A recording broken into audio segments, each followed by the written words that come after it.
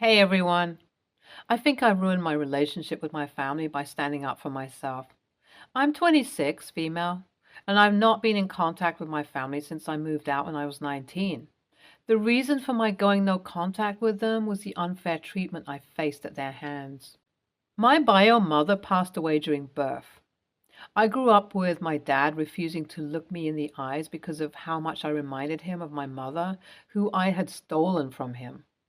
Even though my extended family, like my aunt and grandparents, insisted that I was not at fault for my mother's passing away, my dad did not feel that way. In his eyes, I was born a killer, and now I was taunting him with the face of his loved one as I take after my mother. Because of that, growing up, I was always in the care of my grandparents and aunt, who was unmarried and living with them. When I was 14, after being in no contact with me for most of those 14 years, my dad decided that he should contact me. The reason was he was getting married. He had met someone, and overall, he pretended to be a single, childless guy, but the lady found out about my existence. So my dad proceeded to lie to her and tell her that I chose to not live with him because of some silly misunderstanding. Dad told me repeatedly that I should go along with the story he has framed just to save his face. I cannot say that I felt any desire to do that. When I met the lady he'd been dating for the past 4 years or something, I told her honestly what I felt about my dad and why we were not in touch. She was very surprised to hear what type of person my dad was and told me that she would get to the bottom of this. When she said that, I felt that finally there was an adult who was believing me when I mentioned my dad's behavior, because while my aunt and grandparents insisted I did not kill my mom, they also ignored my dad's blatant mistreatment towards me. It was like a dual-edged sword, honestly, and having my dad's girlfriend believe me made me feel so validated. But that was not the case. Even though Dad's girlfriend said she believed me, the only reason she did that was that my dad had told her I am a compulsive liar. She told my dad about what I had said, and that led to my dad causing a lot of issues with my aunt and grandparents, ending up with me being sent back to my dad. Once I went to live with my dad, he sent me to one of those wilderness therapy camps for unruly children so that I could understand how to behave and be disciplined. I cannot tell you how much I learned about discipline and respect there, but I sure came from there extremely traumatized and abused. While I was away, my dad married his girlfriend, and she was a single mom, which I did not know about. I came home to find there was another girl living in the house with us. My stepsister, who was older than me by less than a year, led a much better life than I ever had. My dad was kind to her, nice to her, and had those typical father-daughter moments with her that he never had with me. I would be lying if I said that seeing her lead the life that I desperately wanted to live did not bother me, because it did. Owing to how I was labeled as the problem child and everything, my stepsister and I never got the opportunity to form a bond. I hated her guts, and she hated mine. She got the parents I did not have the opportunity to have, and I was expected to simply accept that. I had to accept that it was my fault. When I stayed with them for a little less than 2 years after my wilderness therapy camp, my dad made sure I knew that I was not welcomed, not required, and not cared for. They kept telling me that they will give me a bedroom, and they never did. I slept on the couch or the floor the entire time I lived with them, even if it was winter. I was given meals, but they were barely scraps, even though my dad and stepmom were not struggling with finances in the slightest. Luckily, I was able to push through high school with a decent enough score, so I knew I could at least apply for community college. Which is what I did. I moved out of the house, and my guardians, Dad and stepmom, were extremely happy about this. By this time, my stepsister was comfortably going to a popular college because of Dad's money, while I was struggling. I worked 3 jobs until I was able to do a course that ensured that I got a $20 an hour job. Once I had that job, I knew what I wanted to do with my life. I knew I wanted to save money, and I wanted to be more stable financially because I never want to be stuck in a bad situation owing to lack of financial support. I saved money, I invested money, and by 3 years, I was in a good position. I had finished my degree and got a better job, which was paying me $30 per hour. I was about 23 when I was finally stable enough financially that I could quit two of my jobs and focus on only one that was well paying. It was liberating to have some base in finances because I never had that before. While I was on a budget, I knew I could go out and maybe buy myself something that I truly wanted and was never given growing up. By this time, I was already 1 year into the relationship with my boyfriend. My boyfriend and I met while doing the same course, and we became friends and then later lovers. He went through thick and thin with me. I love him more than anyone in my life, and he knows how I feel regarding my parents. His parents are extremely lovely and have pulled through whenever I needed a parental figure because mine were absent. I'm forever grateful to them. When he proposed to me on my 25th birthday, I said yes with an amount of clarity that I have never felt before. Now, since I have moved out, my aunt had reached out to me. She wanted to stay in touch and talk with me. She realized how what I did when I was 15 was my desperate attempt to have someone accept my dad's abuse and mistreatment towards me, and not me just being a problem child. She apologized, and I decided to give her a chance. She knew about it when I got engaged, and she was the one who betrayed me by informing my parents about it behind my back. I did not know that. So you can imagine my surprise when I get a call from my stepsister. She was extremely angry that I was trying to get married before her. She said that me being the younger sister should wait until she, the older sister, gets married. By getting engaged before she did, I have caused her emotional distress that requires monetary compensation, which she will use to pay for her wedding with her boyfriend. That shocked me to my core. I had never heard something more insane and entitled before this. I told her that I do not agree and asked if our parents know about this. They did, and they agreed. My dad and stepmom laid it out to me on how I should respect my elders and how I should wait to get married because my stepsister and her boyfriend deserve this more. I told my fiance about this. Now, my fiance is not like me. I may be a sentimental person who holds on to grudges, but I can never take revenge on people. He, on the other hand, is ruthless. If anyone crosses him, he will not take a single moment to destroy them. He told me that he does not mind waiting for a few months to get married to me, but stepsister deserves a wake-up call. I called my stepsister and told her that because I am broke, I cannot give her monetary compensation, but I can let her get married at the place I was already planning on getting married. She was ecstatic when I showed her the picture of the venue. I again told her, just to make sure she understood what I was saying. She said yeah, and that was part A of the plan done. As we were going to get married in 2 months, we had already booked the wedding venue. Now, the venue that we had booked agreed to let us book the place for a nominal payment while accepting more amounts in the future as we get ready for the wedding. We made our way to the place and told them that the stepsister would be getting married here instead of me, and it would be better if they billed her instead. I gave them her contact information and went home. Stepsister did not get proposed to by her boyfriend because that guy had no intention of marrying her yet, which escaped her mind. Since I had already given her information, they asked her for the money to decorate the wedding venue. She was sure that she would get him to propose to her, but she did not realize that the wedding date was just around the corner.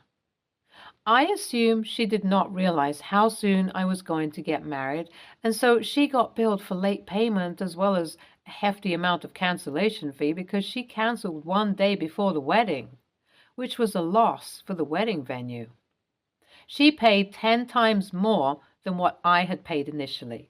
It was glorious to see her complain about it on social media. When she tried to get to me and blame me, I told her that I did not hide anything. I gave her everything in every detail, and if she did not check or follow through, then that is her issue. She did not take me to court because I did send her all the contracts and everything. My parents are not happy with me, but I can't say I care. Stepsis says she regrets even contacting me, so I did her a big one and blocked her. And that's how I stood my ground. What would you have done? Update 1. Thank you everyone for being so kind to me. Yes, I did gloss over my wilderness therapy days because those are such a deep-seated abused part of me that I would rather not talk about, you know. I do appreciate how caring you guys are, though. Thank you for validating me as well. I finally got married to the love of my life. The few extra months I waited to get married to him did not affect me at all because at the end of the day, I am still with him. I cannot wait to spend the rest of my life with him because he is the most amazing, sweetest, and kindest man I have ever known. And he is everything I could have ever wanted. Update 3. Hey everyone. So the honeymoon was great and I came home feeling a lot better. I came home and found out that my parents had taken it upon themselves to paint me as a bad person, even though I had given every detail to my stepsister, and the loss of money was her issue.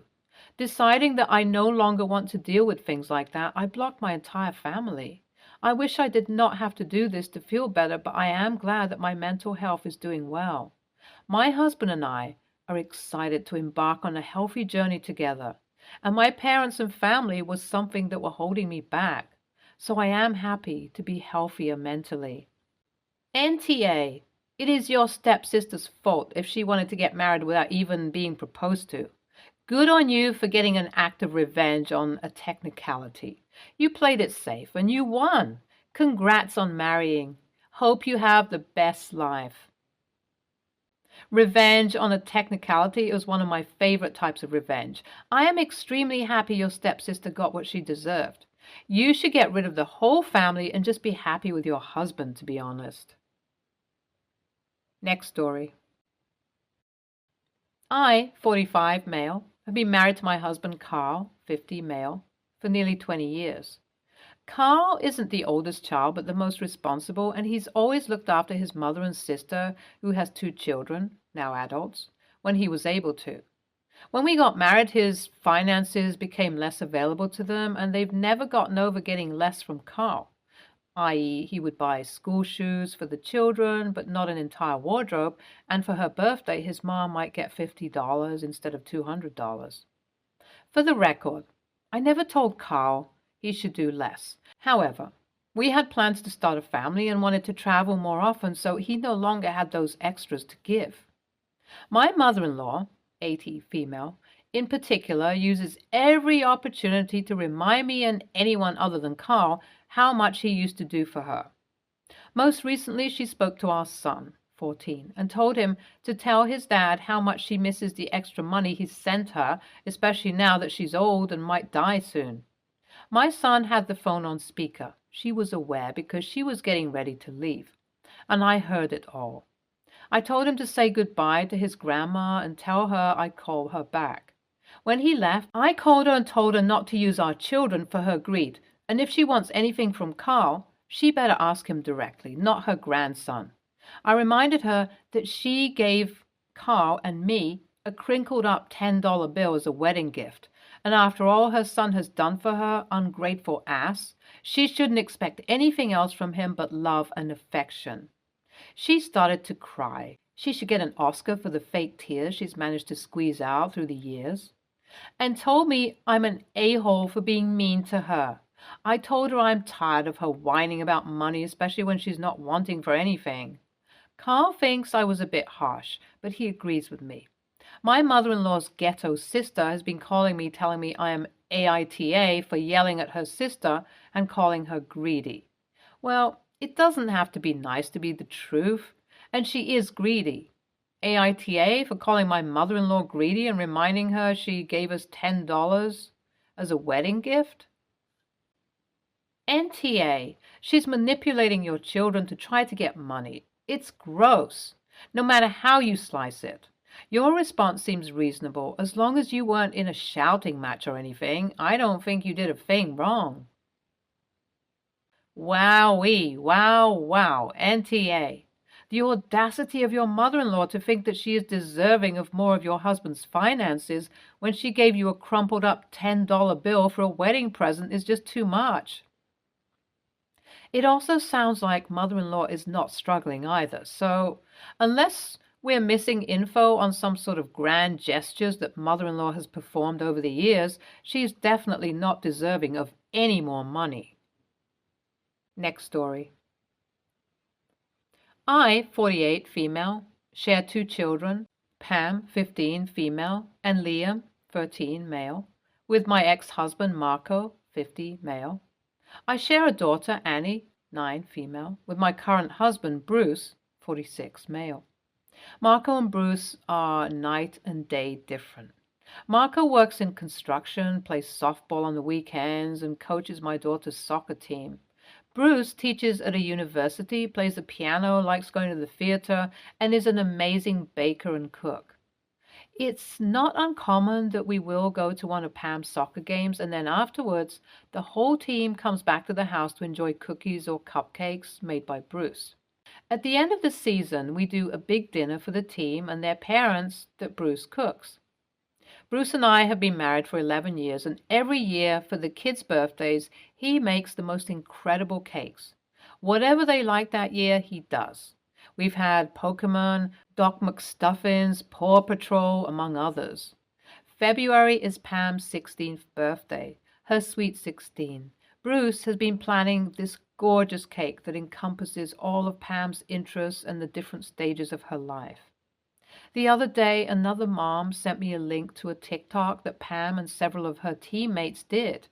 It uses audio from an episode of Family Guy. It's a video of Bruce taking a cake out of the oven with chocolate cake a la Blake playing in the background, followed by a cut to my daughter and her teammates with Pam holding up her hand and mouthing along to $100, Blake is gay, out of the side of her mouth. When I confronted Pam, she said it was just a joke. I told her that it wasn't funny. Bruce saw her and treated her like his daughter, and it was disrespectful to both of us. She told me that I was overreacting. I told her that if she didn't take it down and apologize to Bruce, I'd tell him not to make her a birthday cake. She rolled her eyes and said that she'd take it down. Shortly after, I was walking by her room and heard her on the phone. It was muffled, but I heard her talk about me being dramatic over my F-word husband. I ordered her to hang up the phone. She hung up and said she was just blowing off steam. I called her a spoiled, ungrateful brat, and how dare she use that word. She started crying and said she didn't mean it. I told her that her birthday party is cancelled, there will be no Sweet 16, and that I was going to tell Bruce to stop baking for the team, and that we would never do a team dinner again. I'm still so angry. Marco told me that I need to let it go, that I'm expecting too much from a teenager and that he would have a party for her if I didn't. Bruce was hurt when he found out, but thinks that we should still let her have her party. My sister tells me not to doubt myself and I made the right call, but I wonder if I'm acting with too much hot blood. Edit. The F word I'm referring to is a slur for gay men. Edit 2. I forgot a word above, so I edited it. Also, to clarify, I did not punish her for the TikTok video, as much as it irritated me. I told her to take it down and apologize to Bruce, or there would be no birthday cake. She agreed to take it down. The punishment came when I heard her refer to Bruce as my husband. I did not raise her to be a homophobe, to use that word, or to disrespect anyone in her life, especially someone who has loved her and doted on her from the moment he came into her life. NTA. Homophobic slurs are not funny. Homophobic stereotyping is not cute. Shaming the guy who makes her birthday cakes and feeds her team for baking and cooking is really nasty and inappropriate. It's reasonable that if your daughter doesn't value Bruce's efforts and thinks his contributions are somehow shameful, she should not receive them. NTA. Your daughter's core group of friends has some major toxicity going on. Canceling the party is 100% warranted, and honestly, some parents would take their kid off the team. Also, jokes like that can seriously impact your child's future. Imagine her being in college or out working in the world and a video of her saying that word surfaces. Yikes. Stay tuned for more stories from our girl relationships.